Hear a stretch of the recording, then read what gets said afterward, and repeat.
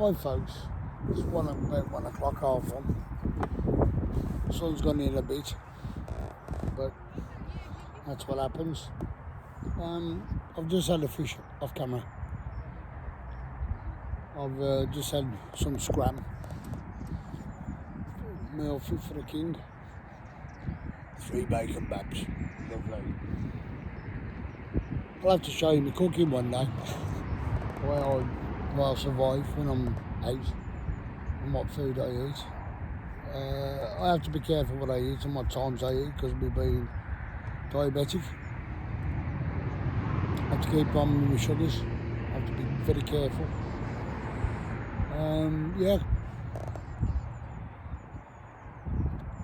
Just caught a fish about 5 minutes ago. A young lad just come up and asked me what I caught. Now, again, he's just asking for information. Oh, how long is that one? Yeah, missed him. As I said, young lad just come up. Oh, he eats, there he is. It's a roach. Pumpkin roach. No. Thought I missed that. But again, nice roach. Oh. About 5 inches long. Hang on.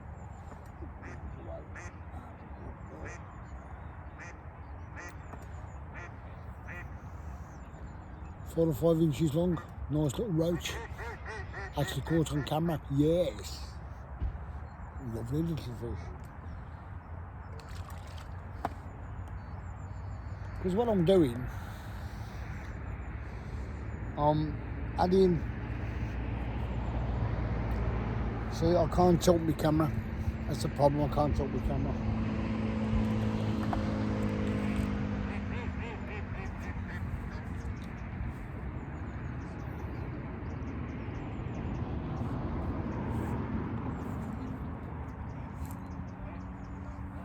What I'm doing is, got a method on, as you can see. And I'm putting 3 red maggots on the method, on the hook. And then what I'm doing, I'll show you what I'm doing actually. Then I'll add it all together. 3 red maggots, as I said.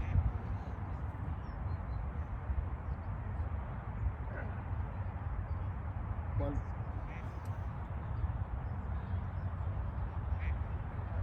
2. 9.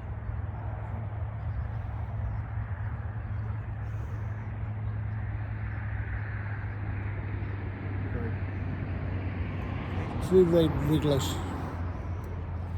Now the bloody there's been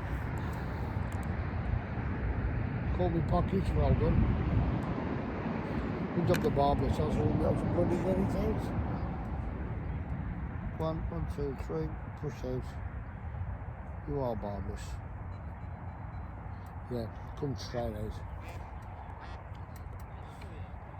Again, cup. That bait there is my micro pellets, all damped up. What I do,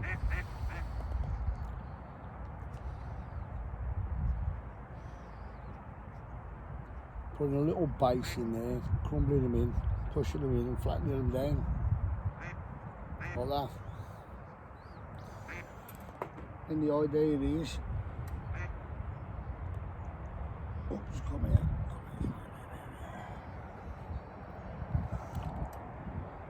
Put that inside, look. There. Then what I'm doing,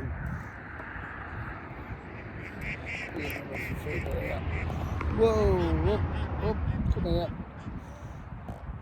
Got me method feed in here. Right. Then what I'm doing,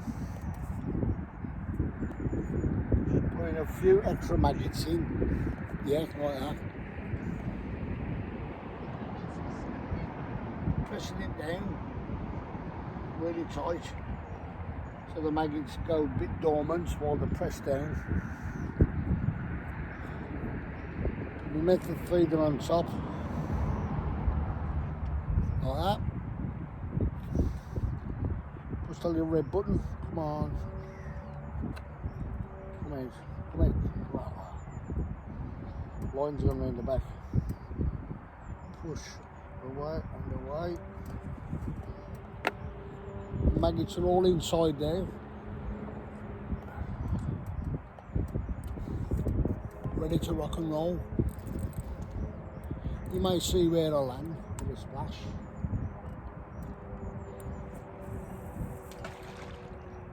That's what I'm casting to. I don't know if you've seen that. Should have done. Tightening down. Letting the rod down.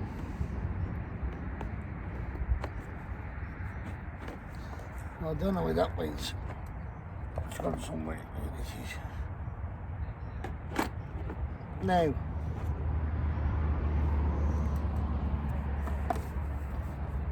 as I was trying to tell you, I caught a fish just before, and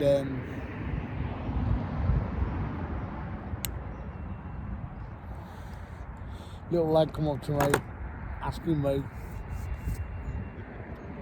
what I was using, so I told him using method feeder, showed him my baits. He looked at me and he said, "That's a nice fish." I said, "I'm not putting it on the channel because it had a mangled up mouth." It was a good carp of about 3 pounds, 3.5, and nice common, but his mouth was mangled up on the one side. And I said that's because of some careless fishermen. We're all not the same, you know. We're all different. Like, I'm very different to everybody else because I like to catch, release, put away. Everywhere I go, if there's any mess, I'll clean it up, put it in a black bag. Even take my own stuff home, put it in the bag. There's a bin on site, put it in the bin. Cleaned up area. There's no need to leave a mess. So now, that was a horrific bite for a little fish, which is misleading. Because sometimes you can get a horrific bite and get a big fish, where your rod just goes round or you lose your rod. And I don't know if it was caught on camera. The swing quiver tip went round, bang, bang, bang, bang, and that was only for a fish that big. It just shows you how sensitive that end is. Now, I have got a thinner one than that, but I didn't bother changing it because I would have had to break all my tackle down to do it. But I think next time I do come fishing, and I'm fishing on the lake, I use my thinner one. They come in all shapes, they come in all thicknesses. But when you're on a lake, it's best to use the thin ones. They're very durable, and it's just that while I was having some lunch, I was just looking around the lake, and there's a couple more people turned up. There's a couple turned up next to me, daughter. He's fishing. He's got his wife sitting there enjoying the sun. They're out in the countryside. They're out relaxing. They're out chilling. And oh, well done, son. Now, the little lad who I told you about earlier, who caught a fish, just landed a fish for his dad. Brilliant. See, I can't emphasise how that is and what it means. To me anyway. And there's a bloke going towards him now, seeing to what fish he's caught and what bait he's using. Because he's been out in the same area, he hasn't caught sweet FA. It's called a stately home. Sweet oh, but there you go. Yeah, I've got a bite now. I just had a little knock again. It's just moved. Just seen it pull round. So I'm going to just keep staring at it now, hopefully it's good end. I'll eat it and catch it.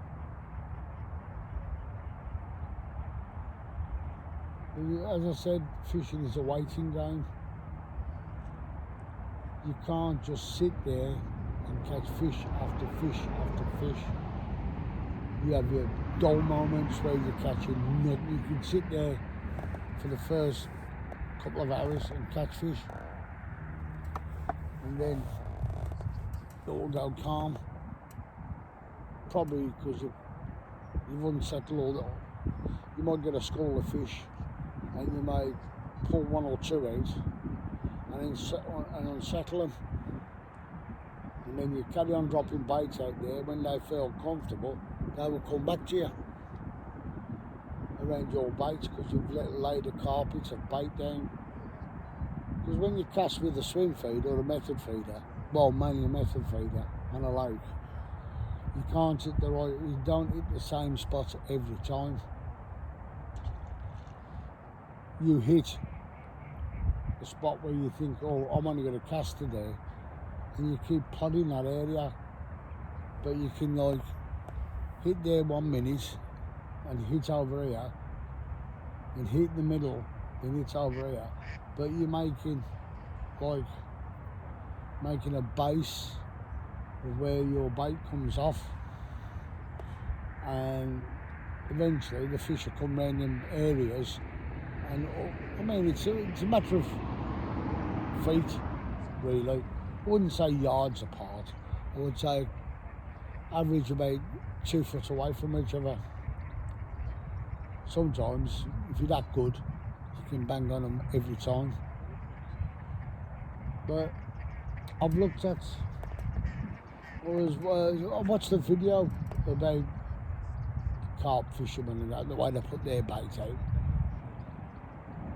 And I'm thinking about buying myself one of them boats. Because what you can do, it's more control. You can stick your bait in it. And it's got a little, like, you know, like a tipper lorry. It's got a little bucket inside and you stick it in. And you can drive it out to where you want to drop your bait. And just, you can GPS it and all that stuff. I don't understand all that rubbish. But you can work out how far you want it out.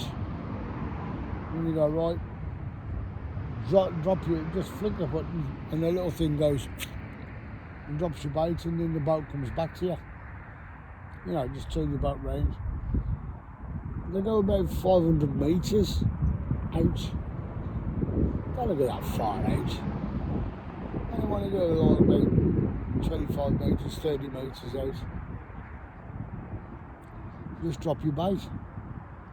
Now on a lake like this, where you've got loads of people around it, I wouldn't do it.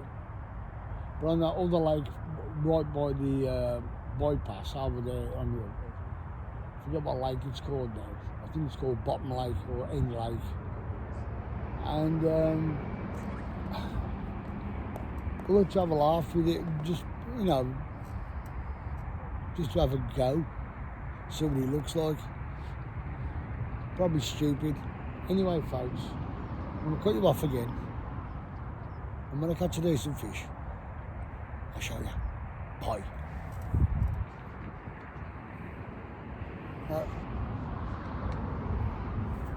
Turn off.